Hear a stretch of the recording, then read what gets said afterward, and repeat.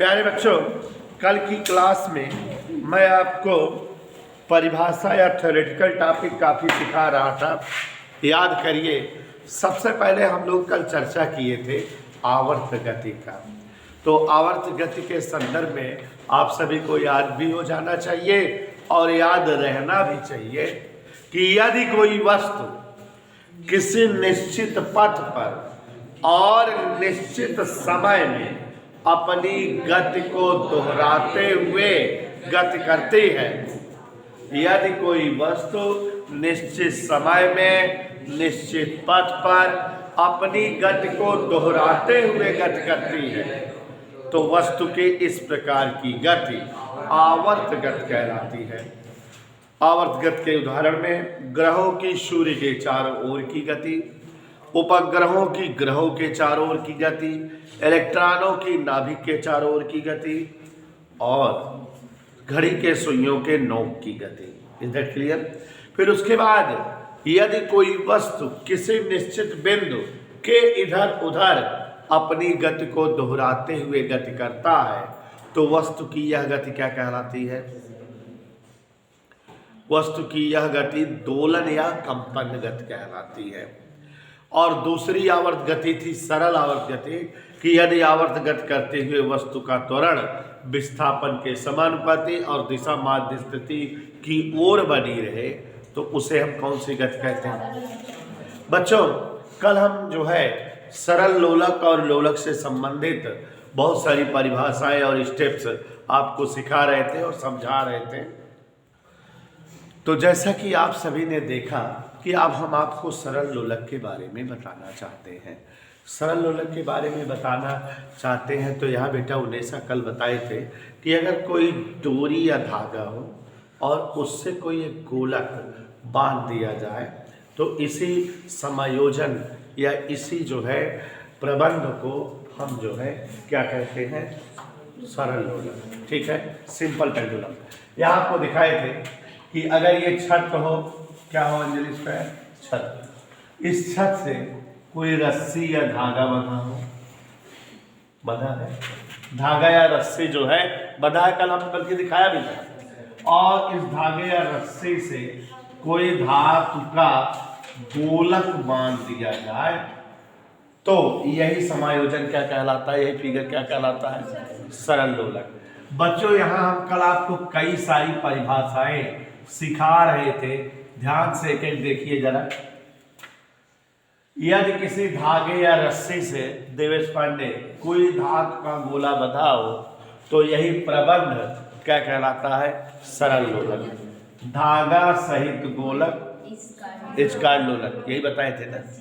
और ये गोलक के केंद्र से, ये जो केंद्र है, गोलक के केंद्र से संपूर्ण धागे तक की लंबाई लोलक की प्रभावी लंबाई कहलाती है। देखते जाओ बच्चों, सब परिभाषाएं हम आपको फिर से कल वाला एक्सप्लेन कर दे रहे हैं। गोलक के केंद्र से संपूर्ण धागे तक की लंबाई प्रभावी लंबाई कहलाती है।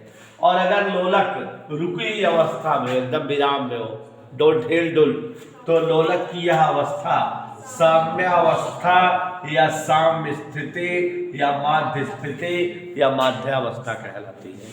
कुछ भी कह सकते हैं। तो ये लोलक है, अगर ये रुकी हुई अवस्था में है, जैसे स्थान ऊपर है, रुकी अवस्था में, न उधर जा रहा न इधर, ठीक है, विराम में है, तो जब कोई लोलक रुकी ही अवस्था में होता है, विश्रामावस्था में होता है, तो लोलक की यह अवस्था साम्य स्थिति या साम्यावस्था कहलाती है।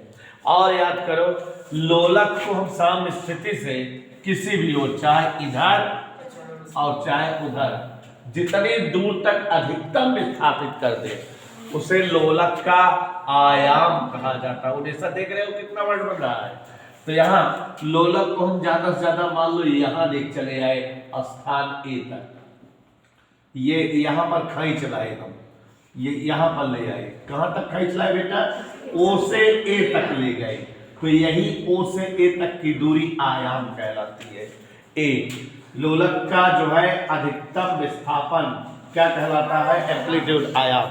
ध्यान से देखो, किसी लोलक का साम्य स्थिति से किसी और उधर या इधर अधिकतम विस्थापन, ज्यादा से ज्यादा विस्थापन लोलक का आयाम कहलाता है।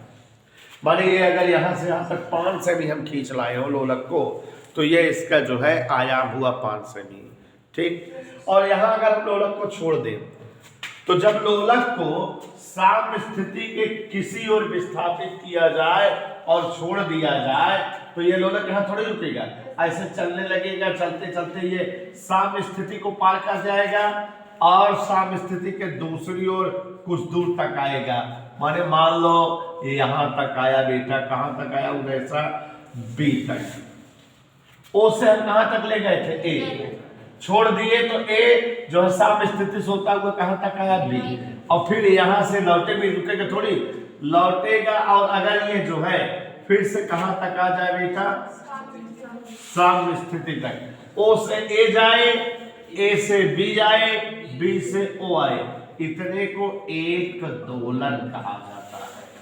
क्या कहा जाता है बच्चों, एक दोलन। देखते जाओ कितनी परिभाषाएं बन रही है ना। तो फिर से समझो, लोलक को साम्य स्थिति के किसी एक ओर विस्थापित करके छोड़ने पर लोलक का साम्य स्थिति से होता हुआ दूसरी ओर कुछ दूर जाके पुनः साम्य स्थिति तक आना।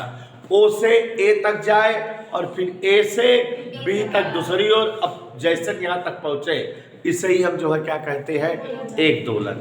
और घड़ी देखते रहो, ओ से ए से बी, बी से ओ, आने जाने का कुल टाइम, इतना पूरे का टाइम, एक दोलन करने का टाइम आवर्त काल या दोलन काल कहलाता है। एक दोलन करने में लगा कुल समय, माने ओ से ए से बी, बी से ओ, इतना टाइम लगे जितना इतना करने में, उसे हम जो है क्या कहते हैं, आवर्त काल। अगर मान लो जल्दी जल्दी आ जा रहा हो, जल्दी जल्दी आ जा रहा हो, तो 1 सेकंड में गिनो कै दोलन कर ले जा रहा है। 1 सेकंड में किए गए दोलनों की संख्या आवृत्ति कहलाती है।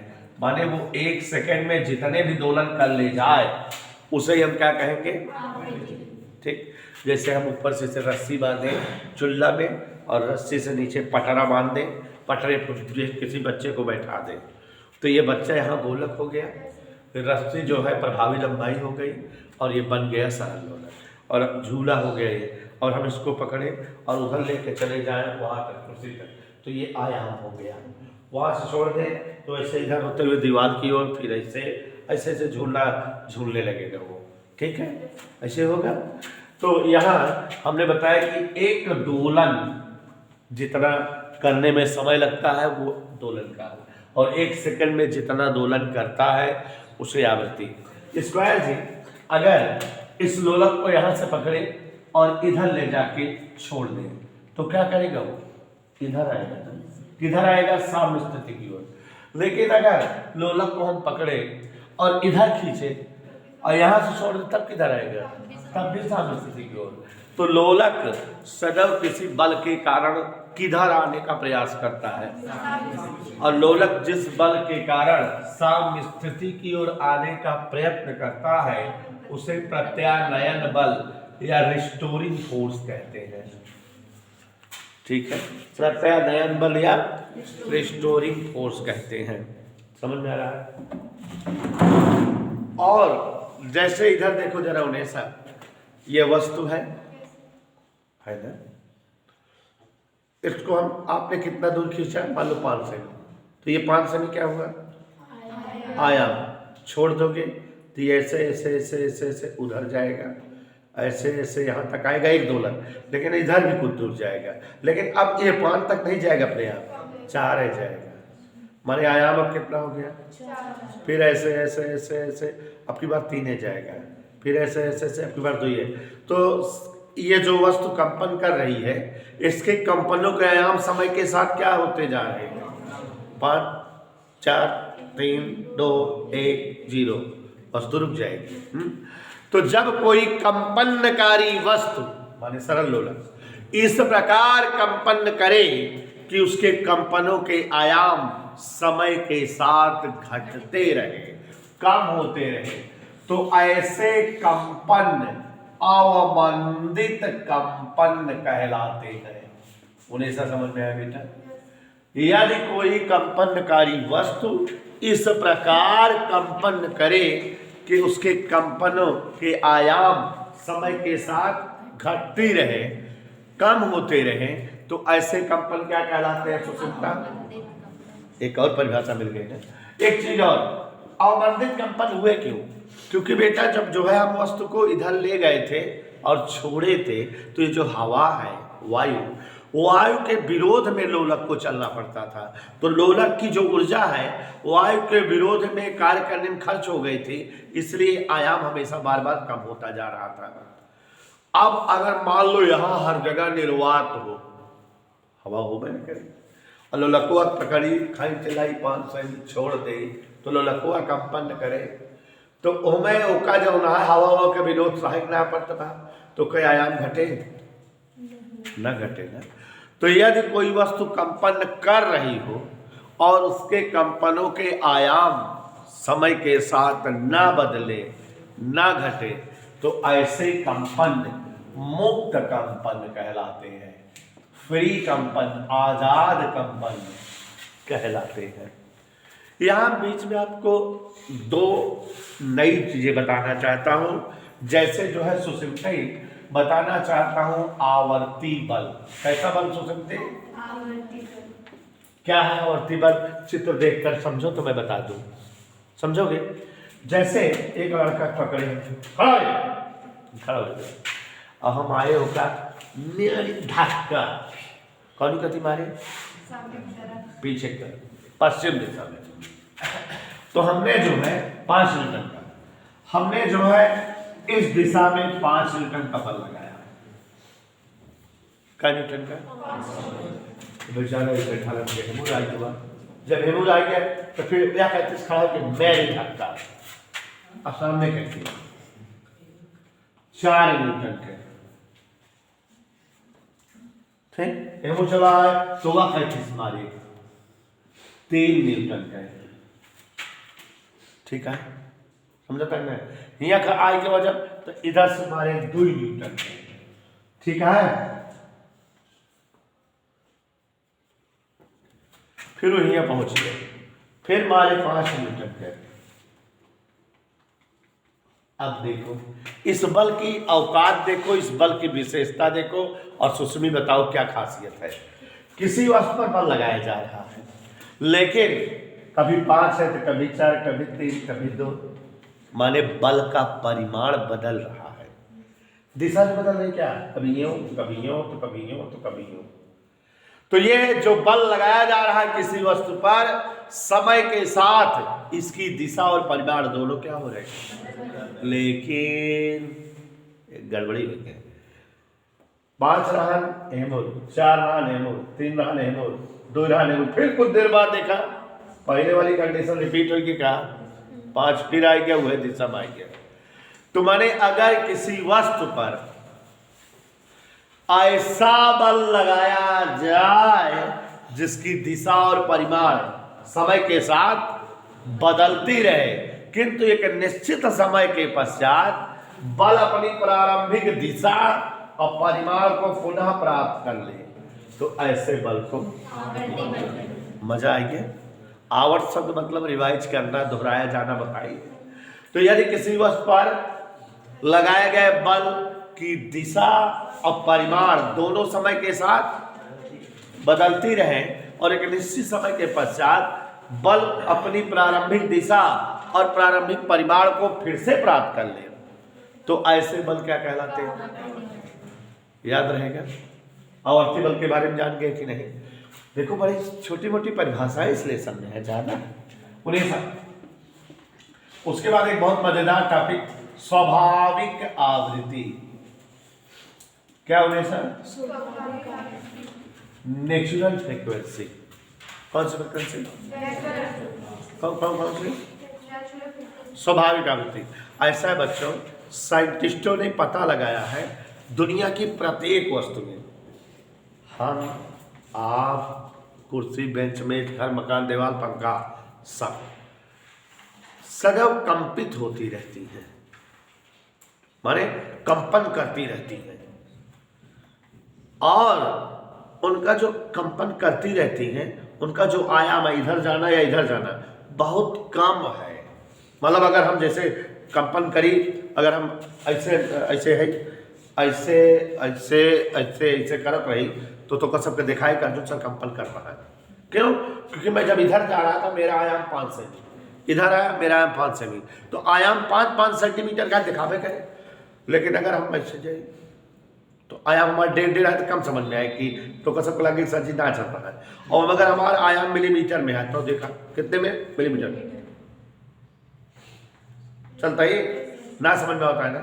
और अगर आयाम हमारा माइक्रोन अगर स्ट्रॉन्ग हो जाए तो कसम का कैसे देखा, स्थिर देखा ना। तो प्रत्येक वस्तुएं एक निश्चित आवृत्ति से स्वतः कंपित होती रहती है। माने आज से जान लो दुनिया की हर वस्तु कंपनगत करती रहती है। हम ऐसे खड़े नहीं हैं, हम कंपनगत कर रहे हैं, लेकिन हमारा आयाम बहुत कम है इसलिए हम आपको स्थिर नजर आ रहे हैं, लेकिन हम कंपन कर रहे हैं। तो प्रत्येक वस्तुएं जिस निश्चित आवृत्ति से स्वयं या स्वतः कंपित होती रहती हैं उनकी वह आवृत्ति स्वाभाविक आवृत्ति कहलाती है। माने हम अपनी स्वाभाविक आवृत्ति से कंपन कर रहे हैं, आप अपनी स्वाभाविक आवृत्ति से, ए देवलिया अपनी स्वाभाविक आवृत्ति से। समझ में आया? तो प्रत्येक कंपनकारी वस्तुएं अपनी एक निश्चित आवृत्ति से स्वतः स्वमेव कंपन करती रहती हैं, और वस्तुएं जिस निश्चित आवृत्ति से खुद कंपन करती रहती हैं वह आवृत्ति क्या कहलाती है? स्वाभाविक आवृत्ति। इधर के लिए अब यहाँ पर एक और बात ध्यान समझो। स्वाभाविक आवृत्ति से कंपन कर रही अगर कोई वस्तु और उस पर हम बाह्य आवर्ती बल लगाए, माने बाहर से बल लगाए, लेकिन जो वस्तु है उसके कंपनों पर कोई फर्क ना पड़े, वो जो है अपने ही आवृत्ति से कंपन करती रहे, तो ऐसे कंपन मुक्त कंपन होते हैं। ऐसे कंपन क्या होते हैं? माने स्वाभाविक आवृत्ति से कंपन करती हुई वस्तु, स्वाभाविक आवृत्ति से कंपन करती हुई वस्तु पर यदि बाह्य आवर्ती बल लगाए जाने से वस्तु पर बाह्य आवर्ती बल का कोई प्रभाव ना पड़े, वस्तु अपनी ही आवृत्ति से कंपन करती रहे, तो वह कंपन क्या होता है? मुक्त कंपन। ठीक। लेकिन अगर स्वाभाविक आवृत्ति से कंपन करती हुई वस्तु पर बाह्य आवर्ती बल लगाने से वस्तु बाह्य आवर्ती बल की आवृत्ति से कंपन करने लगे, माने जैसे कोई वस्तु कंपन कर रही है, मुकट जोड़ के ढकेल दी तो वस्तु तेज कंपन करने लगा। क्यों? क्योंकि जो ताकत हमने दिया उस ताकत से वो कंपन करने लगी। तो ऐसे कंपन प्रणोदित कंपन कहलाते हैं। ध्यान से सुनो, ऐसे कंपन क्या कहलाते हैं? नाम बहुत सारे आते जा रहे हैं कि नहीं, देखो जरा एक बार फिर से। स्वाभाविक आवृत्ति से कंपन करती हुई वस्तु पर यदि बाह्य आवर्ती बल लगाने से वस्तु बाह्य आवर्ती बल की आवृत्ति से कंपन करने लगे, तो ऐसे कंपन क्या कहलाते हैं? और अगर बाह्य आवर्ती बल लगाने पर वस्तु के कंपनों में कोई प्रभाव ना पड़े तो वो ऐसे कंपन। एक और कंपन है बेटा उन्हें सब पोषित कंपन। अभी थोड़ी देर पहले हमने बताया कि कंपनकारी वस्तु के कंपनों के आयाम अगर समय के साथ घटते रहे तो ऐसे कंपन कौन से कंपन कहलाते हैं? अवमंदित कंपन।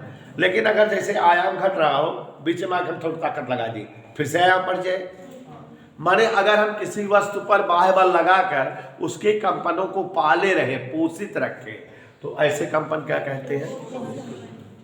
ठीक। अब इस लेसन का बेटा महा इंपॉर्टेंट टॉपिक पढ़ाने जा रहा हूं, जो हर साल हर जगह हर एग्जाम में पूछा जाता है और जो दैनिक जीवन में बड़ा इंपॉर्टेंट है, जिसका नाम है अनुनाद। और अभी इसके में मजा बहुत आएगी, रेजोनेंस। तो यहाँ उनेसा जी के कहने पर है, मैं एक बार सारी बातें फिर से रिपीट कर रहे हैं, गौर फरमाइएगा।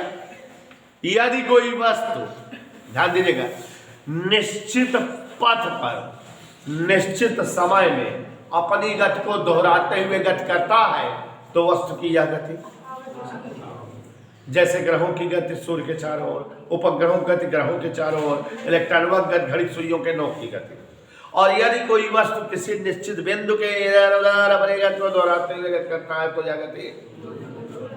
परिभाषा बहुत है ना बेटा। फिर उसके बाद बच्चों बताए कि यदि कोई वस्तु इस प्रकार आवर्त गति करे कि उसके जो है त्वरण विस्थापन के क्या हो? समानुपाती, दिशा माध्य स्थिति की ओर हो, तो ऐसा गति क्या कहलाती है? सरल। फिर बताए कि किसी धागे या रस्सी से बंधा धाग का गोलक सरल लोलक कहलाता है। सरल लोलक की रुकी हुई अवस्था क्या कहलाती है? साम्य अवस्था। लोलक के केंद्र से संपूर्ण धागे तक की लंबाई क्या कहलाती है? माध्य स्थिति से किसी भी ओर अधिकतम विस्थापन क्या कहलाता है? माध्य स्थिति से किसी भी ओर छोड़े जाने पर दूसरी ओर कुछ दूर जाके पुनः माध्य स्थिति तक आना क्या कहलाता है? एक दोलन करने में लगा समय दोलन काल, 1 सेकंड में हुए दोलन आवृत्ति। जिस बल के कारण लोलक सदैव साम्य स्थिति की ओर आने का प्रयास करता है वह बल वस्तु के कंपनों के आयाम यदि समय के साथ घटते रहे तो ऐसे कंपन, और यदि जो है कंपनकारी वस्तु पर बाह्य आवर्ती बल का कोई प्रभाव न पड़े, वस्तु के कंपनों के आयाम न बदले तो ऐसे कंपन वह बल जिसकी दिशा और परिमाण समय के साथ बदलती रहे और एक निश्चित समय के पश्चात वस्तु अपनी प्रारंभिक दिशा और परिमाण को पुनः प्राप्त कर ले, बाह्यावर्ती बल। इधर के लिए और वस्तुएं जिस निश्चित आवृत्ति से स्वयं या स्वतः कंपित होती रहती हैं वह आवृत्ति क्या कहलाती है? यदि किसी कंपनकारी वस्तु पर बाह्य आवर्ती बल लगाए जाने से वस्तु बाह्य आवर्ती बल की आवृत्ति से कंपन करने लगे तो प्रणोदित कंपन, और यदि किसी कंपनकारी वस्तु के कंपनों के आयाम पोषित रखा जाए ऊर्जा दे देकर तो उस तरह के जो है कंपन पोषित कंपन। अब बताना क्या है? अनुनाद। ध्यान से समझो जरा। रेजोनेंस। क्या नाम है तुम्हारा? शिवांशु। देखो बेटा हमने बताया, आप ध्यान सुनो, मजा आएगा बहुत। शिवांशु, दुनिया की प्रत्येक वस्तु क्या करती रहती है? किस आवृत्ति से? स्वभाव की आवृत्ति से। तो अगर कोई वस्तु स्वाभाविक आवृत्ति से कंपन कर रही हो और उस पर हम बाह्य आवर्ती बल लगाएं, और अगर ऐसा बल लगाएं जिसकी आवृत्ति वस्तु की स्वाभाविक आवृत्ति के बराबर या पूर्ण गुणज हो, इसका मतलब समझो, जैसे हम 5 हर्ट्ज आवृत्ति से कंपन करते हैं, कितने आवृत्ति से? हमारा स्वाभाविक आवृत्ति कितना बार? 5 हर्ट्ज। अब हमारे ऊपर क्यों बल लगावे, लेकिन ऐसा बल लगावे जेके आवृत्ति 5 हो, 10 हो, 15 हो, 20 हो, 25 हो, 35 हो। आप समझे? माने जौन बल लगावा जाए ओके आवृत्ति वस्तु की स्वाभाविक आवृत्ति के बराबर या ओके गुणा में हो, दुगुना हो, तिगुना हो, 4 गुना हो। ऐसा जब कीन जाता है तो बड़ी मजेदार घटना हो जाता है। फिर सुनो ना यार, स्वाभाविक आवृत्ति से कंपन करती हुई कंपनकारी वस्तु पर यदि ऐसा बाह्य आवर्ती बल लगाया जाए जिसकी आवृत्ति वस्तु की स्वाभाविक आवृत्ति के बराबर या पूर्ण गुणज हो, तो वस्तु बाहर वाली आवृत्ति से कंपन करने लगेगी, लेकिन वस्तु के कंपनों का आयाम बढ़ जाते हैं। माने जो पहले वो 1 माइक्रोन था, 10 सेमी, 20 सेमी, तो वस्तु कंपन करते हुए दिखने लगती है। यही घटना क्या कहलाती है? अनुनाद। इनका विश्वास है ज्यादा, माने वस्तु कंपन करते हुए नजर आने लगती है। इनका विश्वास करा होता है। अगर अब है पुल पे खड़ा हो जाए, आज खड़े हो जाओ, पुल पे खड़े हो जाओ या पुलिया पे खड़े हो जाओ, और बेटा वो जो पुल है वो स्वाभाविक आवृत्ति से कंपन कर रहा है, लेकिन कंपनों का आयाम कम है। ऐसे है, इतना ऊपर नीचे आवत जाता है लेकिन इतना कम जाता होता है कि हमका सबका समझ में ना आया होता है। हम सब उसका स्थिर जानते हैं, लेकिन जैसे कौनो गाड़ी जात है पुल पर से, मतलब भारी बात कम गाड़ी गुजरत है, तो जब गाड़ी जात है तो गाड़ी का करता बाह्य आवर्ती बल लगावत बा के पे पुला पे, तो देखा थे मैं पुला ऐसे हिले लगा, तो हिलत नजर आओ कि ना? माने ओके आयाम बड़ा बड़ा हो गया, ज्यादा ऊपर ज्यादा नीचे आवा लगा था, तो तोका सबको पुल कंपनगत कर समझ में आवता है। यह घटना का बा। एक बार फिर से, स्वाभाविक आवृत्ति से कंपन करती हुई कंपनकारी वस्तु पर यदि ऐसा बाह्य आवर्ती बल लगाया जाए जिसकी आवृत्ति वस्तु के स्वाभाविक आवृत्ति के बराबर या पूर्ण गुणज हो, तो वस्तु में बड़े बड़े आयाम के कंपन होने लगते हैं और वस्तु कंपित होने दिखती है। ऐसी घटना क्या कहलाती है? जैसे पुल पर अगर गाड़ी गुजरती है तो पुल पर गाड़ी जो बल लगाती है उस बल की आवृत्ति पुल की आवृत्ति बराबर होती होगी, तब पुल में आयाम जो है क्या हो जाते हैं, बड़े बड़े, और हमको पुल जो है कंपन करते हुए नजर आता है। इनको नहीं विश्वास है। जो घर ट्रेन वगैरह के पास में होते हैं, रेलवे लाइन वगैरह के पास बने होते हैं, उन घरों में जब रहो आप, तो जब ट्रेन गुजरती है तो घर हिलता समझ में आता है। तो आता है ना, तुम्हारे घर के पास में है, तो ऐसा क्यों? क्योंकि जो ट्रेन गुजरती है उसके द्वारा लगाए गए बल की आवृत्ति आपके घर की स्वाभाविक आवृत्ति के बराबर, इसलिए आपके घर में आयाम बढ़ जाते हैं और आपको जो है घर कंपित होते हुए नजर आता है। उन्हें अगर किसी दुकान पे जाओ जहां गेहूं पीसा जाता हो, चक्की जहां लगी हो, तो जो उसके मकान की दीवारें हैं, दीवार से पटरा आया रहता है मशीन का, चक्की जैसे चक्की चलाता है दीवालिया में हिलती रहती है, अगर आप देखे हो तो अब वैसे तो आपको दीवार जो है स्थिर दिखती है, कंपन कर नहीं रही है, लेकिन जब चक्की चलाते हैं, चक्की द्वारा जो बल है उस पर लगता है दीवार पे, वो दीवार की स्वाभाविक आवृत्ति के बराबर हो जाता है, इसलिए दीवार में बड़े आयाम के कंपन होने लगते हैं और दीवार हिलती या कंपित करती हुई महसूस होती है। समझ में आया? तो जब किसी कंपनकारी वस्तु पर ऐसा आयावर्ती बल लगाया जाए जिसकी आवृत्ति वस्तु की आवृत्ति के समान, स्वाभाविक आवृत्ति समान या पूर्ण गुणज हो, तो वस्तु में बड़े आयाम के कंपन उठने लगते हैं और यही घटना क्या कहलाती है, रेजोनेंस या अनुनाद। मजा आया? समझ में आया? समझ आ रहा है? अब बच्चों, अनुनाद जो है सही सही दो प्रकार के होते हैं, सुषमी, तीक्ष्ण अनुनाद, सपाट। जब वायावर्ती बल लगाने से वस्तु में बड़े बड़े आयाम के कंपन, माने आयामों में बहुत ज्यादा परिवर्तन हो तो वो तीक्ष्ण अनुनाद, और आयाम में थोड़े परिवर्तन हो तो सपाट अनुनाद। व्यवहारिक दृष्टिकोण से अनुनाद तीन होते हैं, वैद्युत, ध्वनि और यांत्रिक। यांत्रिक माने काम पे अनुनाद। जानते हो बच्चों, जो मिलिट्री है उसको प्रतिबंध है कि अगर पुल पे गुजरो तो फ्लैग मार्च नहीं करो। मतलब जो मिलिट्री वाले होते हैं कदम ताल करते हुए चलते हैं ना, फ्लैग मार्च, लेकिन उनको कोर्ट ने आदेशित किया कि पुल वगैरह जब गुजरो तो कदम ताल ना करो। क्यों? क्योंकि वो जब पुल पर जो है गुजरे और कदम ताल करते हुए गुजरेंगे तो सभी सैनिकों के कदमों से आरोपित बल की आवृत्ति पुल की स्वाभाविक आवृत्ति के बराबर हो सकती है और पुल में बड़े आयाम के कंपन होने लगेंगे और इससे पुल के टूट जाने का खतरा हो सकता है। और यह अनुनाद यांत्रिक अनुनाद कहलाता है। यह अनुनाद क्या कहलाता है? ऐसे ध्वनि अनुनाद। देखो कभी कभी जो है मेज पे गिलास उलास रखे रहो, डीजे उजे बजता है तो सब लड़ने लगते हैं, हिलने लगते हैं, ध्वनि अनुनाद है।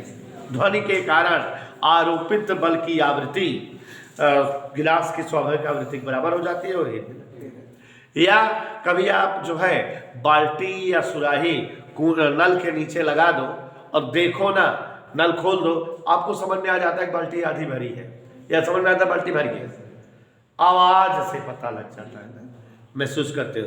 तो वही अनुनाद वाली घटना होती है, उस तरह की आवाज निकलती है जैसे जो है भर गया पूरा समझ में आता है, नहीं तो जो है गहरी गहरी आवाज आती रहती है ना। तो ये सब ध्वनि अनुनाद है। और इंटर में जाओगे बेटा तो वैद्युत अनुनाद पढ़ने को मिलेगा। आप सभी को बहुत बहुत धन्यवाद।